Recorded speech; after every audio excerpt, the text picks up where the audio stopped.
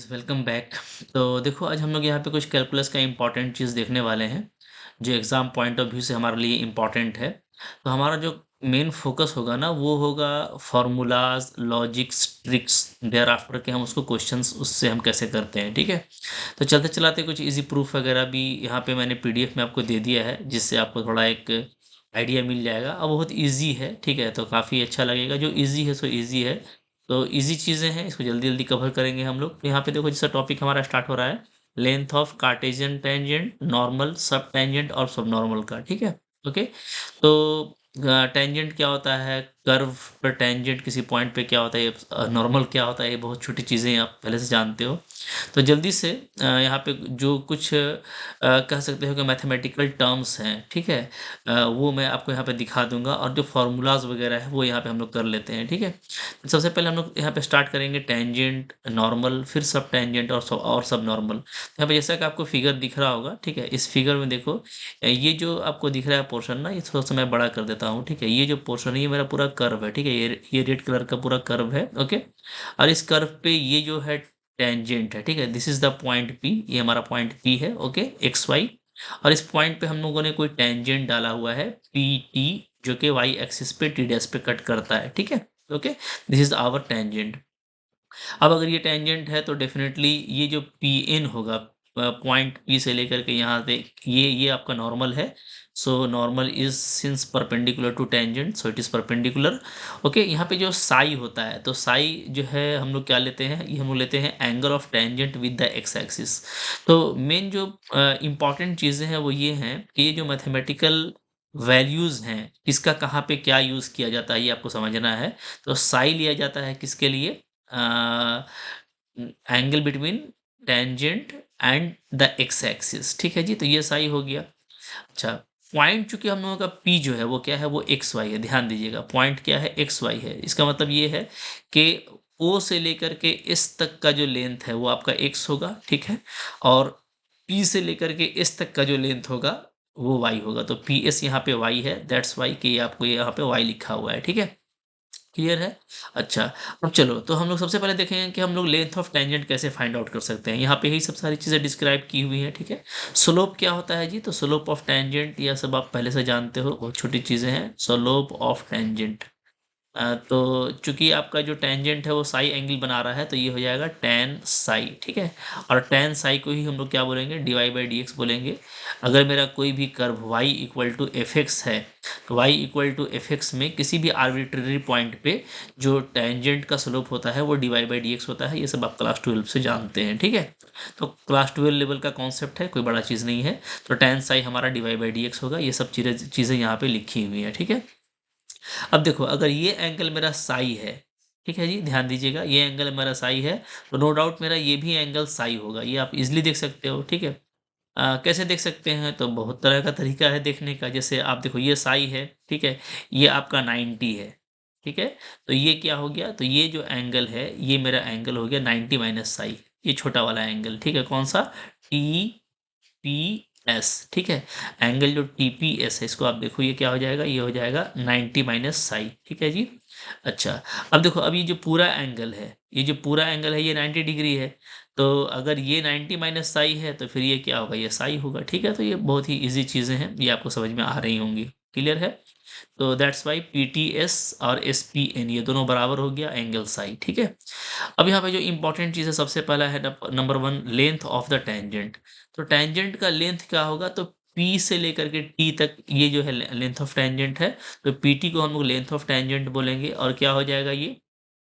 तो देखो आपको ना, आपको पी एस पता है, पी एस क्या है, वाई है, तो इसके टर्म में निकालने का कोशिश करेंगे, ठीक है। तो हम लोग ट्रायंगल यहाँ पर ले लेंगे सिंपली, क्या, ट्रायंगल आप ले लो पी टी एस, ठीक है। आपको पी टी निकालना है भाई और आपको पी एस गिवन है, तो कौन सा फॉर्मूला लगेगा, तो यहाँ पे मोहब्बत से आप लगा दीजिए साइन साई का फॉर्मूला, ठीक है।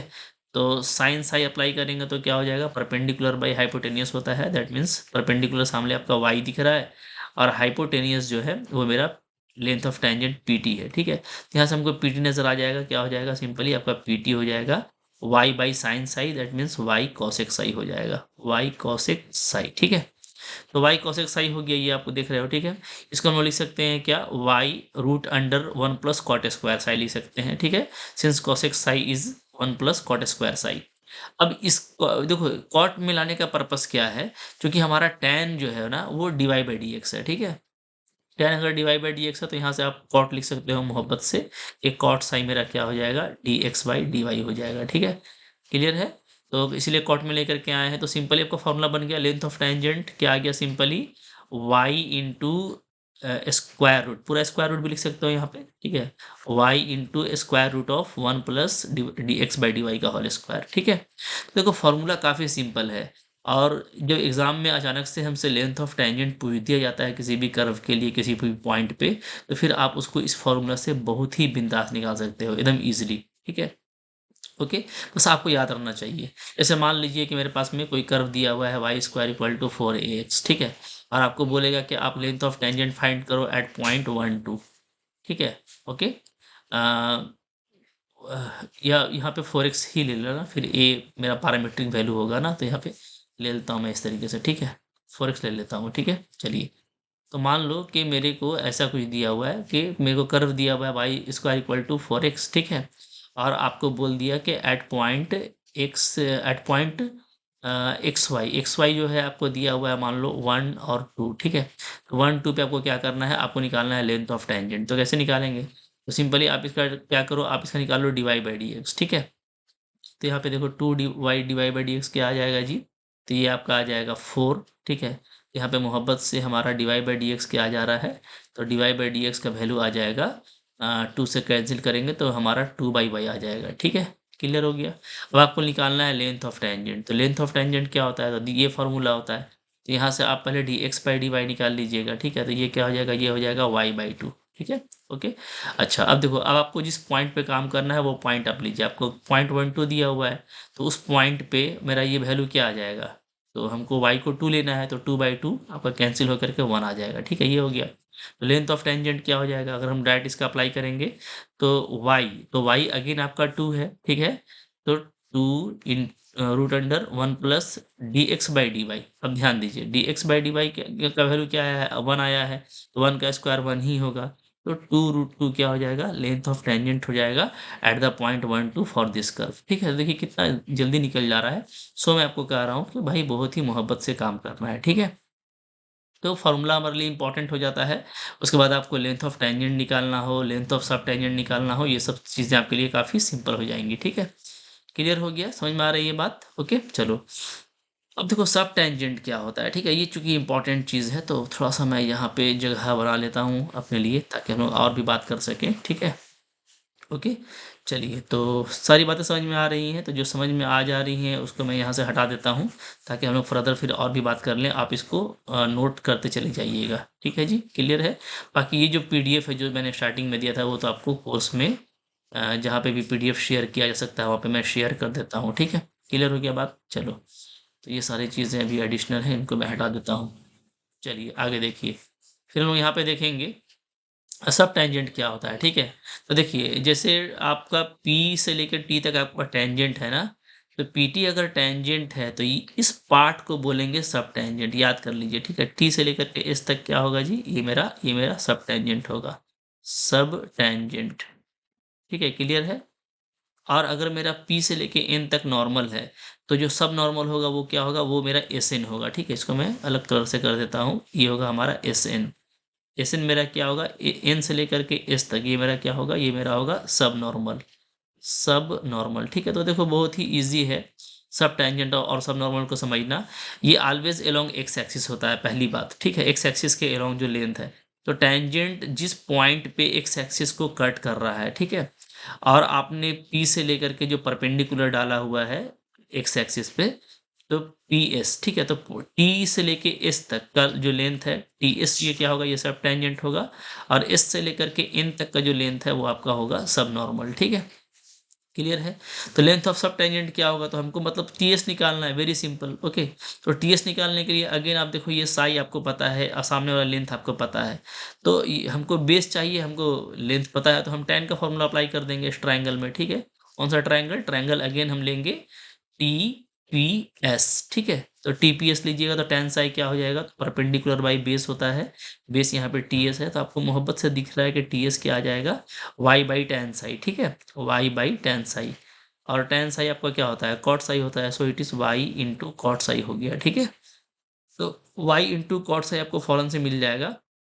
अब देखो अगेन कॉट साई मेरा क्या है, तो कॉट साई मेरा d x by D y है, so it is y d x by D y, ऐसे लिखो या ऐसे लिखो, दोनों चीज़ें एक ही हैं, ठीक है।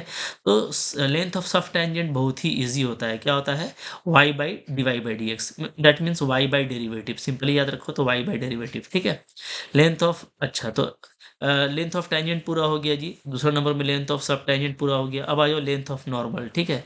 लेंथ ऑफ नॉर्मल क्या होगा, तो पी से लेकर के एन तक का जो लेंथ है वो लेंथ ऑफ नॉर्मल होगा, ठीक है। तो पी एन कैसे निकालेंगे, तो उसके लिए आप ट्रायंगल ले लीजिएगा पी एस एन, ठीक है। अगर आप ट्रायंगल पी एस एन लेते हैं, और आप देखो ना कितना लॉलीपॉप चीज़ है, आपको पी एस पता है और आपको पी एन फाइंड आउट करना है, ठीक है। तो आप क्या अप्लाई करेंगे, आप यहाँ पे कॉस अप्लाई करेंगे, ठीक है, कॉस साई क्या हो जाएगा, तो बेस बाई हाइपोटेनियस, ठीक है। तो बेस हमारा वाई है और हाइपोटेनियस है मेरा P N, that means normal, ठीक है, नॉर्मल का लेंथ। तो पी एन आपको यहाँ पे मोहब्बत से मिल जाएगा Y by cos psi, Y by cos psi को हम क्या लिख देंगे, वाई सेक साई लिख देंगे, ठीक है जी, क्लियर है। वाई सेक्स आई मैंने लिख दिया, ओके। यहाँ पे देखो वाई सेक्स आई आ गया। अब मैं सेक्स आई को लिख सकता हूँ क्या, one plus ten square Sai को स्क्वायर रूट में, ठीक है, ये लिख दिया मैंने, ठीक है पूरा। अच्छा अब टेन साई आपको again divide by D x, इसको डाल दीजिएगा, तो मोहब्बत से आपका देखो सब फॉर्मूलाज आपको याद रखना है कि लेंथ ऑफ टेंजेंट, मैं आपको सिंपल से बता रहा हूँ, लेंथ ऑफ टेंजेंट क्या होता है, तो Y into one plus D x by D Y का होल स्क्वायर होता है, ठीक है, ओके। और लॉजिक भी मैं आपको समझा दे रहा हूँ, लॉजिक हमारा ये रहेगा कि देखो पहले एक्स आता है फिर वाई आता है, ठीक है। और हम लोग पहले क्या करते हैं, पहले हम लोग टेंजेंट पढ़ते हैं, फिर हम लोग क्या पढ़ते हैं, फिर हम लोग नॉर्मल पढ़ते हैं। तो जब भी लेंथ ऑफ टेंजेंट की बात आएगी, तो टेंजेंट में आप एक्स को ऊपर रखिएगा, तो Y into square root one plus D x by D Y का होल स्क्वायर, ठीक है जी, क्लियर हो गया। और जब आप नॉर्मल का लेंथ निकालिएगा, तो y into one plus Y पहले रखिएगा, तो D Y by D X का होल स्क्वायर, ठीक है, क्लियर है। तो देखो बिल्कुल मोहब्बत से ये फॉर्मूला आपको याद रहेगा, बहुत मुश्किल नहीं है। और अगर आप डिराइव करना चाहोगे तो जस्ट ये फिगर हमको समझ के रखना है, फिगर से बिल्कुल सेकंड्स में डिराइव हो जाता है। मैं आपको समझा रहा हूँ इसलिए टाइम लग रहा है, वरना जब भी रिकॉल करना होता है सारी चीज़ें तो रट्टा नहीं मारा जाता, और मैं ज़्यादा रटने का सलाह देता भी नहीं हूँ। तो जब भी इस तरह का चीज़ अगर ज़रूरत पड़ जाए, तो आप बिल्कुल क्विकली सेकंड्स में फाइंड आउट कर सकते हैं, ठीक है। अच्छा अब देखो फिर यहाँ पे क्या है जी, चलो फिर हम लोग आगे बढ़ते हैं। फिर यहाँ पे देखो आपका आ रहा है नंबर 4 आ रहा है हमारा, लेंथ ऑफ सब नॉर्मल, ठीक है। तो मैंने जैसे आपका बताया कि सब नॉर्मल क्या होगा, तो एस एन हमको निकालना है, सिंपली सिंपल, ठीक है।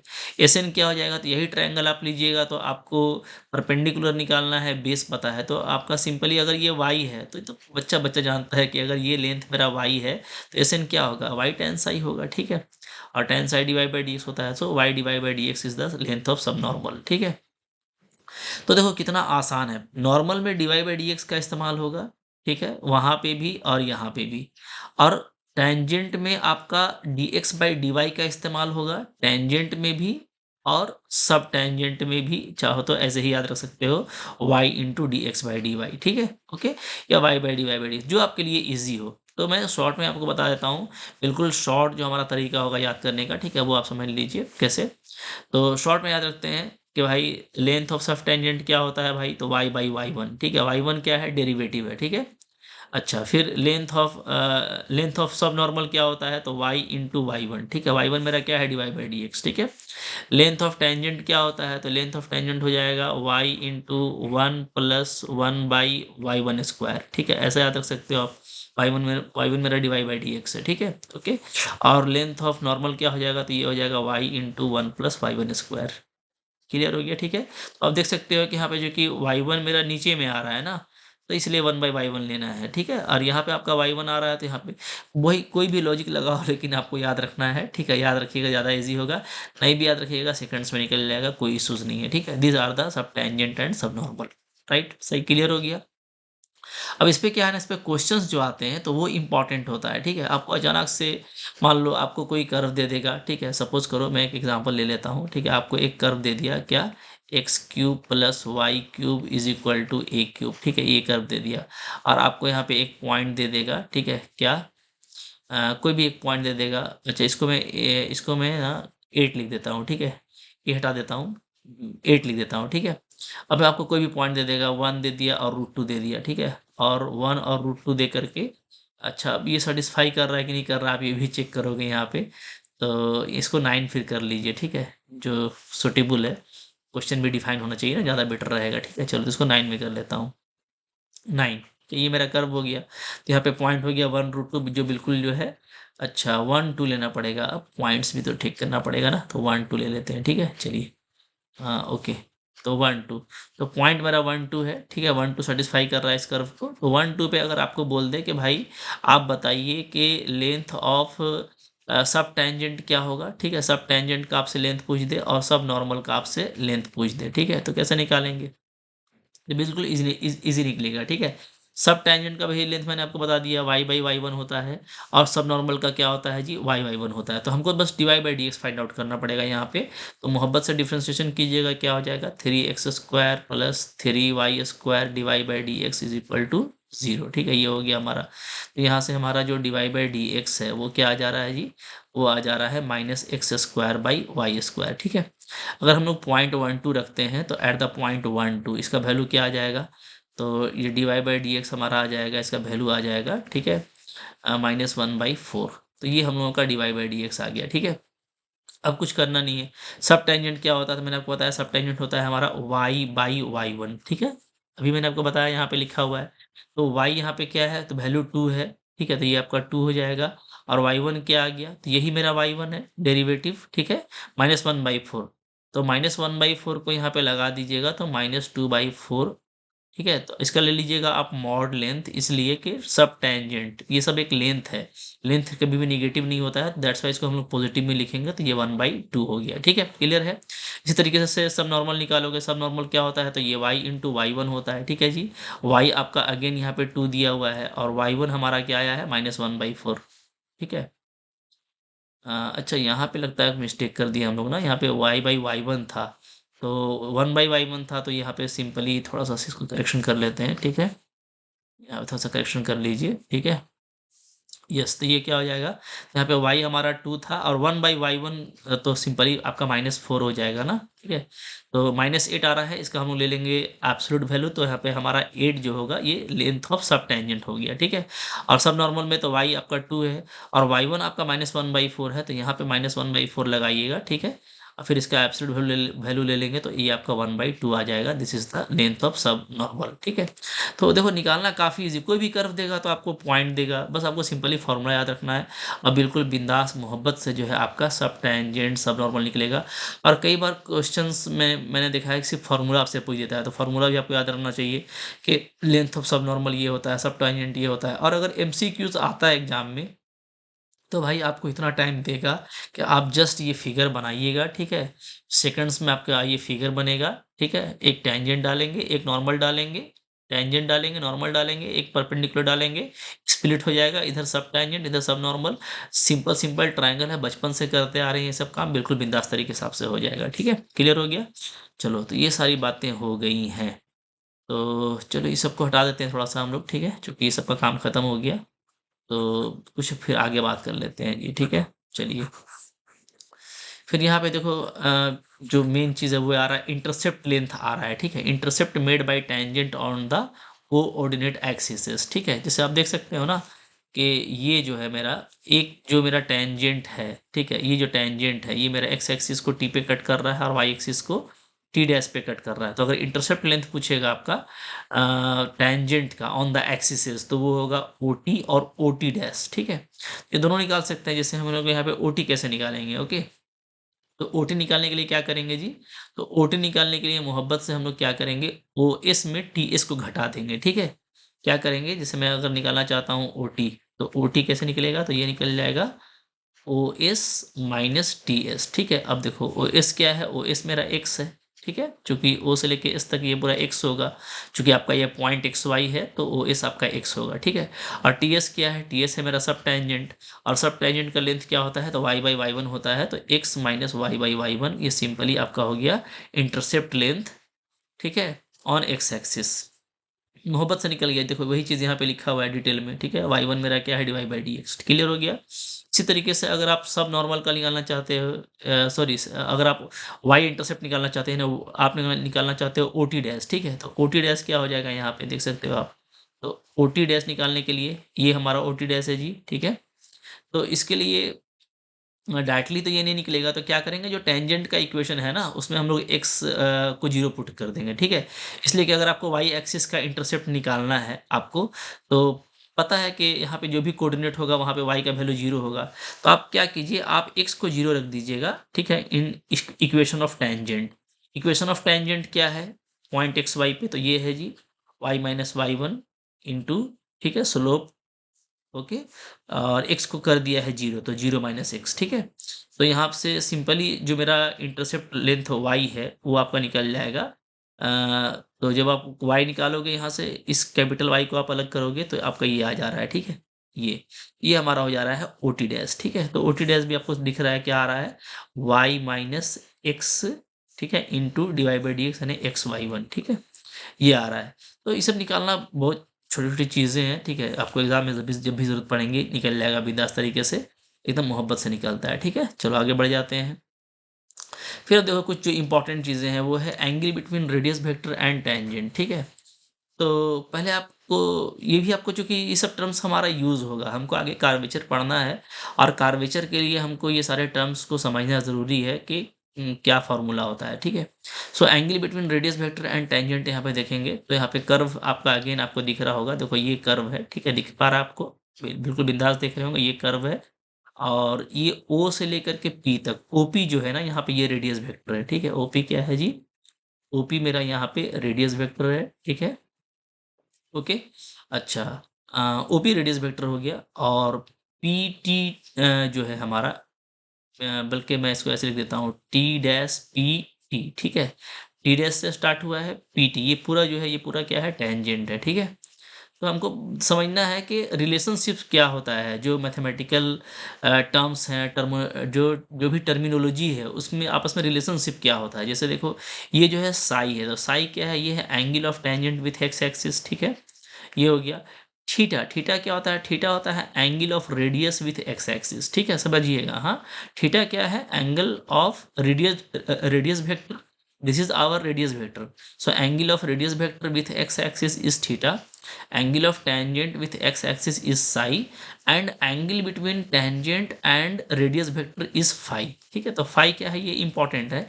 phi जो क्या है, वो क्या है, वो है एंगल बिटवीन, शॉर्ट में मैं लिख रहा हूँ, ठीक है? एंगल बिटवीन किसके किसके बीच का, टेंजेंट के बीच का, और आपका रेडियस वेक्टर के बीच का, एंड रेडियस वेक्टर, ठीक है? क्लियर है? तो ये सारी चीज़ें आपके क्लियर रहना चाहिए। अब यहाँ पे देखते हैं कि रिलेशनशिप क्या आता है, ठीक है? तो देखो, चूँकि हम लोग को जो है कर्व पे बात करना है, कर्वेचर पे बात करना है, तो यहाँ पे पॉइंट पी पे आपका टेंजेंट लिया गया है, ठीक है? तो हम एक क्या किए हैं कि ये अगर थीटा है, तो हम एक छोटा-सा आर्क लेंथ यहाँ पे ले रहे हैं पी क्यू, ठीक है? तो पी क्यू के लिए जो मैंने थीटा में एक्सटेंशन लिया है, वो लिया है डेल्टा थीटा का, ठीक है? तो अगर ओपी आपका रेडियस वेक्टर है, तो ओ क्यू क्या हो जाएगा, आर प्लस डेल्टा आर हो जाएगा। आर में मतलब थोड़ा सा इंक्रीज कर जाएगा, ठीक है? ये सब छोटी छोटी छोटी चीज़ें हैं। यहाँ पे पोलर फॉर्म में बात कर रहे हैं, तो पी हमारा जो पॉइंट है, वो है आर थीटा। क्या है, आर थीटा, ठीक है? यानी रेडियस वेक्टर आर है, और angle with X axis theta है, ठीक है? या एंगल विथ इनिशियल एक्सिस भी बोलते हैं। पोलर फॉर्म में इसको हम लोग इनिशियल एक्सिस बोलते हैं, ठीक है? और क्यू में थोड़ा चूंकि एक्सटेंशन किया गया है, तो आपका जो आर है वो आर प्लस डेल्टा आर हो जाएगा, ठीक है? और जो थीटा है वो थीटा प्लस डेल्टा थीटा हो जाएगा। ये हमारा पॉइंट क्यू हो गया, ठीक है? क्लियर है? ये सारी चीज़ें यहाँ पे दी हुई है। अब देखो, अब मैं देखना चाहता हूँ कि फाई, थीटा और साई में क्या रिलेशनशिप आता है, ठीक है? तो उसके लिए हम लोग मोहब्बत से स्टार्ट करेंगे। यहाँ से पर मैं एक ट्रायंगल बना रहा हूँ, ठीक है? ये देखो, मैंने क्यू को पी से जॉइंट कर दिया, ठीक है? और क्यू से मैंने क्यू एम एक परपेंडिकुलर डाल दिया रेडियस वेक्टर पे, ठीक है? देख पा रहे हो आप लोग, ठीक है? ये मेरा एक राइट एंगल ट्रायंगल बन गया क्यू पी एम। अगर हम rectangle, sorry, triangle Q P M पे बात करें, क्यू पी एम पे, तो क्यू पी एम पे आप देखिएगा, ठीक है? क्यूपीएम क्या हो गया, तो क्यूपीएम में ये जो एंगल है क्यूपीएम, ठीक है, ये क्या है, ये है मेरा फाई।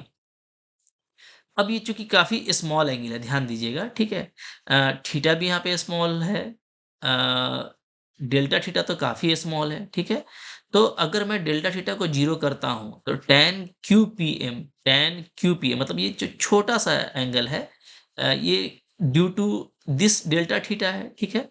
तो अगर डेल्टा थीटा मेरा, चूँकि ये सारी चीज़ें क्या होती हैं, बिल्कुल ही माइक्रोस्कोपिक होती हैं ना, काफ़ी छोटा एक्सटेंशन लिया जाता है, वो तो मैंने आपको समझाने के लिए फिगर में इतना बड़ा दिखाया है, और ना ये डेल्टा थीटा बहुत ही छोटा एंगल है।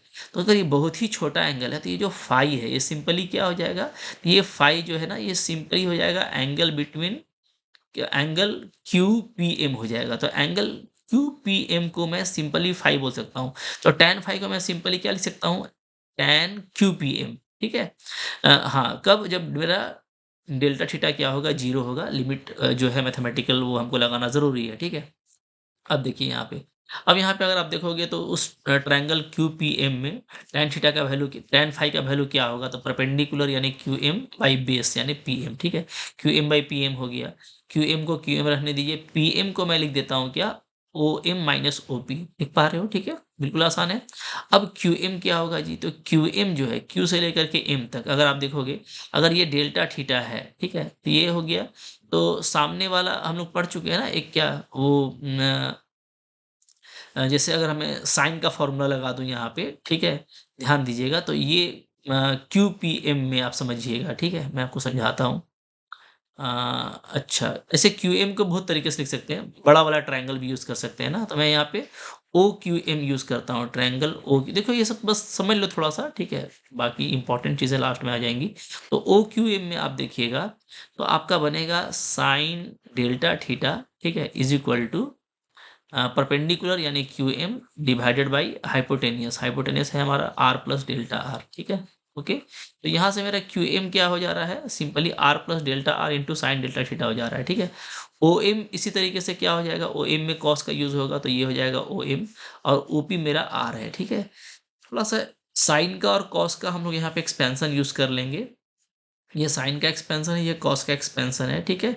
और जो चूँकि डेल्टा थीटा ऑलरेडी छोटा है, ठीक है? तो इसके जो हायर डिग्री टर्म्स हैं, जैसे डेल्टा थीटा क्यूब हो गया, डेल्टा थीटा स्क्वायर हो गया, सबको इग्नोर करेंगे, चूँकि एक तो ऑलरेडी ये छोटा है, तो इसका स्क्वायर तो और भी बहुत छोटा हो जाएगा। So neglecting the small quantities of the second and higher order, तो सबको हटा रहे हैं, ठीक है? तो जो बच गया, उसमें आप डेल्टा थीटा को 0 अप्लाई कीजिए। तो पहले तो आप देखोगे कि ये आपका टर्म जो है पूरे पूरे पूरे तरीके से कैंसल होगा, ठीक है?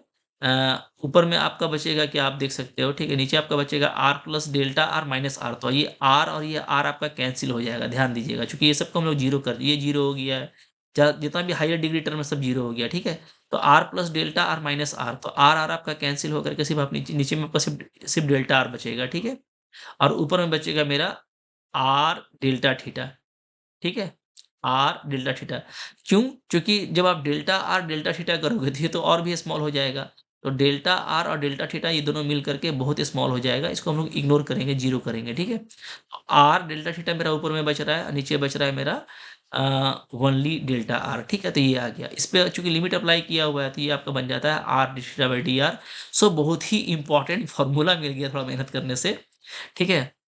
समझने के लिए समझ जाइएगा, ठीक है? अगर प्रूफ़ तो कभी पूछता नहीं है उस तरह से, बस हमको यहाँ पे आपको समझाना था। तो यहाँ पे जो मेरे को फ़ॉर्मूला मिला वो काफ़ी बिंदास है कि जो टैन फ़ाई है, टैन फ़ाई वो क्या होता है? वो होता है r D theta by D R होता है, ठीक है? ओके? तो मैंने आपको ये बताया था कि, और ये समझना काफ़ी ज़रूरी था कि यहाँ पे इसके बीच रिलेशन क्या होता है, ठीक है? एक है हमारा फ़ाई, एक है मेरा फ़ाई, एक है मेरा साई और एक है मेरा थीटा, ठीक है? ओके? तो इसमें रिलेशनशिप आपको समझना काफ़ी ज़रूरी है। आगे भी रिलेशनशिप आ जाएगा पेडल फॉर्म में। अभी ये समझ लो कि ये जो फाई है मेरा, ठीक है? ये जो मेरा फाई है, तो टैन फाई जहाँ हम लिखेंगे, टैन फाई, तो हम क्या लिखेंगे? हम इसको लिखेंगे R D theta by D R, ठीक है? ओके?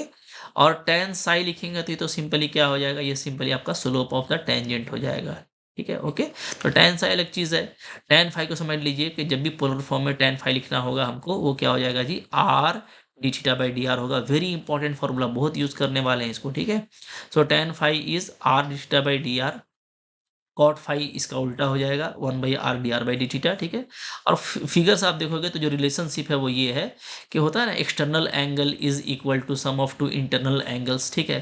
तो ये अगर फाई है तो ये भी फाई है जी, ओके। ये फाई है तो ये भी फाई है। सिंपली यहाँ पे जो एक्सटर्नल एंगल है साई, वो क्या होगा, सम ऑफ इंटरनल एंगल के बराबर होगा, यानी थीटा प्लस फाई के बराबर होगा। So psi is equal to theta plus phi.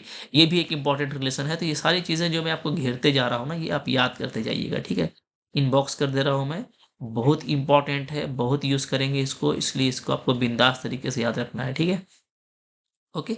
अच्छा, मैं आपको आगे बता दूं, चूंकि हम अब बहुत सारी चीज़ लॉजिक से याद करेंगे। जैसे देखिए टेन फाइव आपको मिल गया है ना, टेन फाइव क्या मिल गया, ये आपको मिल गया R D theta by D R, ठीक है। ओके। तो इसको अगर आपको लिखना होगा साइन फाइव, ठीक है, तो कुछ नहीं करना है। देखो टेन टेन बराबर क्या होता है, साइन बाई कॉस होता है, तो यहाँ पे sine five by cos five कर देते हैं, ठीक है। ओके। तो साइन फाइव में ऊपर का टर्म आ जाएगा आर डी थीटा, ठीक है। नीचे में ले लेंगे हम लोग क्या, डी एस। डी एस क्या होगा, एलिमेंट्री आर्क लेंथ होगा, ये हम लोग आगे बात करेंगे, ठीक है। और कॉस फाइव में क्या होगा, तो कॉस फाइव में नीचे वाला होगा डी आर, तो ये सिंपली हो जाएगा D R by D S. तो यहाँ से आप साइन फाइव और कॉस फाइव भी याद कर लो, ये मेरा सजेशन है, क्योंकि ये आपको हेल्प करेगा आगे, ठीक है। क्लियर हो गया। अब देखो इंपॉर्टेंट चीज एक अगेन आ रहा है यहाँ पे, length of perpendicular from pole to the tangent, ठीक है। कोई भी मान लो मेरा पोलर कर्व है, ठीक है, जिसमें पॉइंट पी मेरा क्या है, आर थीटा है, ठीक है। तो अगर आर थीटा है तो यहाँ पे ध्यान दीजिएगा, कर्व आपका कौन सा है, तो कर्व आपको दिख रहा होगा, ये देखो ये कर्व है, छोटा सा दिखाई दे रहा है। थोड़ा सा मैं इसको बड़ा कर देता हूँ ताकि आपको ये अच्छे से नजर आए, ठीक है। This is the curve, okay, ये मेरा कर्व है, ओके। तो कर्व पे मैंने एक टेंजेंट डाला हुआ है पीटी, ये पीटी मेरा टेंजेंट हो गया, ठीक है। ओ मेरा पोल है, तो पोल से पी को मिलाएंगे तो ये बन गया रेडियस वेक्टर। ओपी मेरा क्या है यहाँ पे, ओपी मेरा यहाँ पे रेडियस वेक्टर है, ठीक है। रेडियस वेक्टर, ये सब चीजें अब आप फैमिलियर हो चुके हैं, ठीक है। पीटी आपका टेंजेंट है, तो नो डाउट अगर टेंजेंट है तो पोल से अगर हम टेंजेंट पे परपेंडिकुलर डालेंगे तो ये एंगल पाई बाई टू बनेगा। तो ये जो पी दिख रहा है ना आपको, ये लेंथ ऑफ परपेंडिकुलर है, कह सकते हो small P, length of perpendicular कहाँ से, फ्रॉम पोल, पोल से कहाँ पे, टू टेंजेंट, टेंजेंट पे, ठीक है जी। ओके, चलिए। तो ये सब आपको दिख गया। फाइव होता है angle between radius vector and tangent, तो ये आपको पहले से पता है, ठीक है। बिल्कुल बिंदास तरीके से निकलेगा। इस राइट एंगल का यूज कीजिए, राइट एंगल ट्रायंगल का यूज करेंगे हम लोग, ठीक है। यहाँ पे सिंपली तो साइन फाइव क्या हो जाएगा, देखो तो साइन फाइव इक्वल टू होता है परपेंडिकुलर। परपेंडिकुलर मीन्स क्या, ओटी, यानी लेंथ ऑफ सामने वाला जो टेंजेंट जो परपेंडिकुलर है, सो ठीक है, ओटी। और बाई होता है हाइपोटेनियस, हाइपोटेनियस क्या है यहाँ पे, तो ये आर है आपका, ठीक है। तो ओटी क्या है, ओटी है पी ना, इस ये दो पी है, कंफ्यूज मत कीजिएगा, एक पॉइंट पी है और आपका ये लेंथ ऑफ परपेंडिकुलर है स्मॉल पी, ठीक है। तो स्मॉल पी बाई आर, यहाँ से आप देख सकते हैं कि स्मॉल पी इक्वल टू क्या आ रहा है, आर साइन फाइव आ रहा है। बहुत ही जल्दी निकला है, लेकिन वेरी इंपॉर्टेंट फॉर्मूला है भाई। इस सबको हम लोग पोलर फॉर्म में बहुत यूज़ करने वाले हैं, मैं इसको इनबॉक्स कर दे रहा हूँ, ठीक है। इसको आप याद कर लीजिए, ठीक है।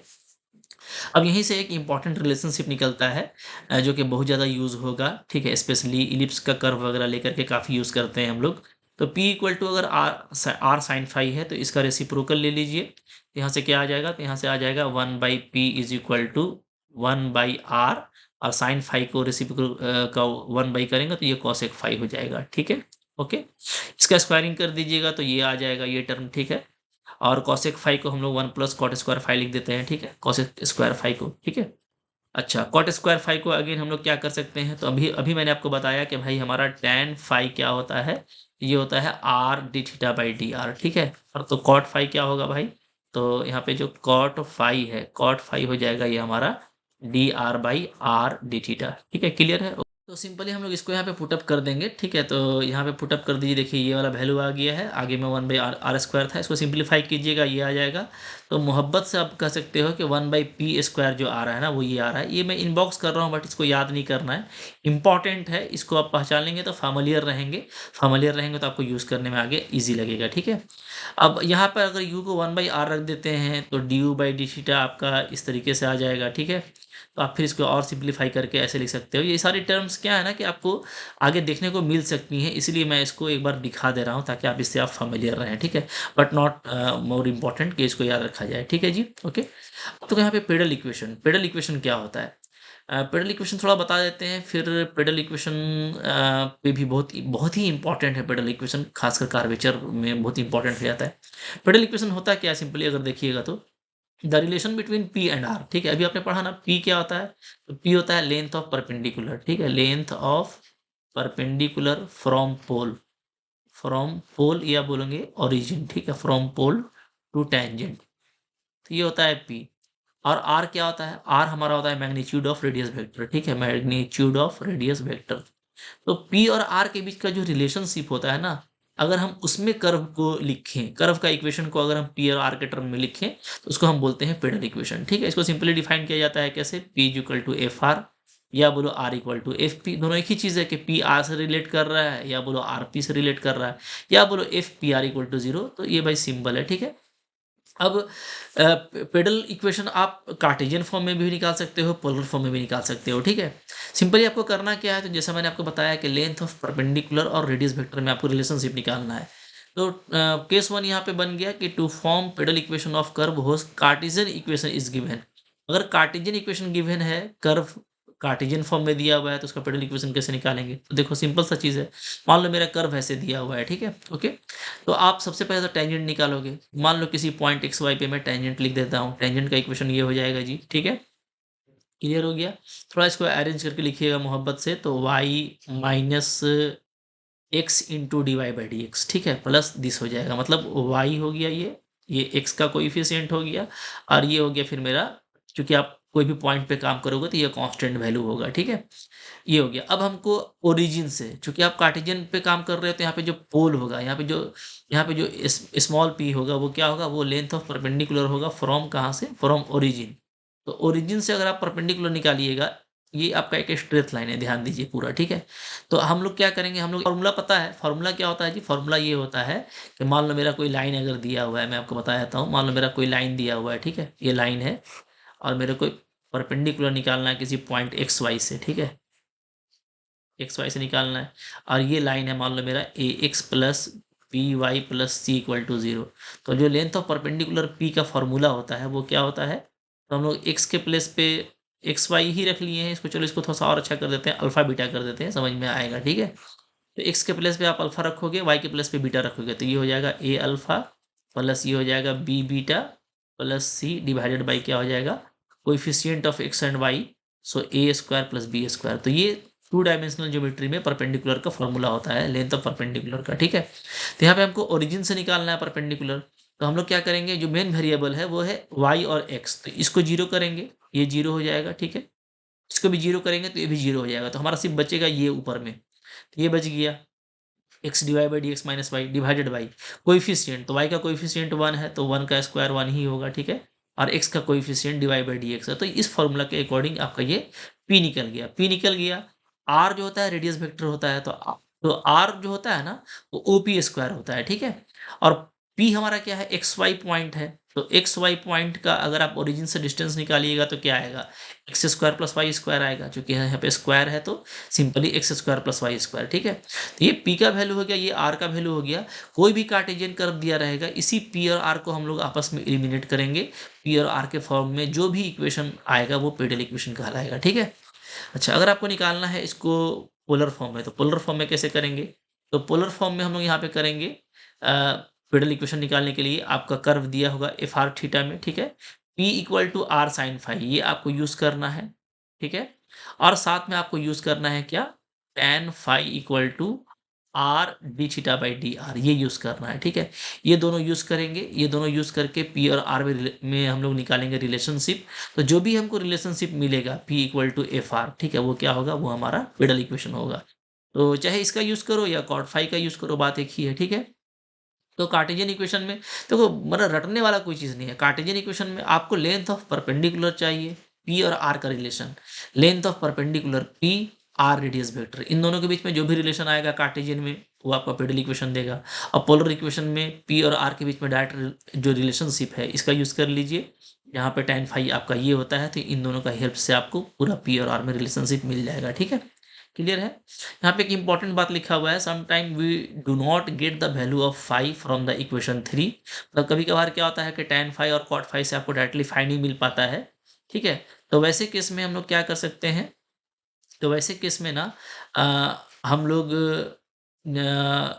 2 और 3 अगर इन दोनों से काम नहीं चल रहा है तो आप डायरेक्टली इस फ़ॉर्मूला का यूज़ कर सकते हो पेडल फॉर्म लाने के लिए, ठीक है? चूँकि आपको पी और आर ही यहाँ पे है, ओनली आपको डीआर बाई डी थीटा निकालना होगा, तो ये भी आपके लिए हेल्पफुल रहेगा बहुत जगह, ठीक है? क्लियर? तो चलो यहीं तक रखते हैं, ठीक है? इस लेक्चर को हम लोग पेडल इक्वेशन आप लोग आई होप समझ गए होंगे और पेडल इक्वेशन का काफ़ी यूज़ किया जाएगा। इसके बाद बहुत ही इम्पोर्टेंट एक छोटा ही लेक्चर बनेगा, उसको मैं अलग कर दूँगा इसलिए मैं इसमें ऐड नहीं कर रहा हूँ। वो सिर्फ़ फ़ॉर्मूलाज़ का होगा ताकि जो इम्पोर्टेंट फ़ॉर्मूलाज़ हैं, ठीक है? आर्क लेंथ और जो डिफरेंट टर्मिनोलॉजी है उस पे बेस्ड, तो ये सब फ़ॉर्मूला को कितना आसानी के साथ में आप लॉजिकली याद रख सकते हैं और बिल्कुल सेकंड्स में आप इसको फाइंड आउट कर पाओगे by using a single mother equation, ये हम लोग नेक्स्ट लेक्चर में देखेंगे, ठीक है? तो आई होप आपको ये लेक्चर यहाँ तक अच्छा लगा होगा, बहुत कुछ बातें बातें आपको समझ में आ गई होंगी। अच्छा लगा होगा तो लाइक ज़रूर कीजिएगा, चैनल पे नए हो सब्सक्राइब करके रखो, 1 टू 1 सारा चीज़ कवर करेंगे हम लोग यहाँ पे, क्वेश्चंस करेंगे तो और भी ज़्यादा कॉन्फिडेंस आएगा, ठीक है? कोई भी दिक्कत है कमेंट कीजिए। Thank you very much.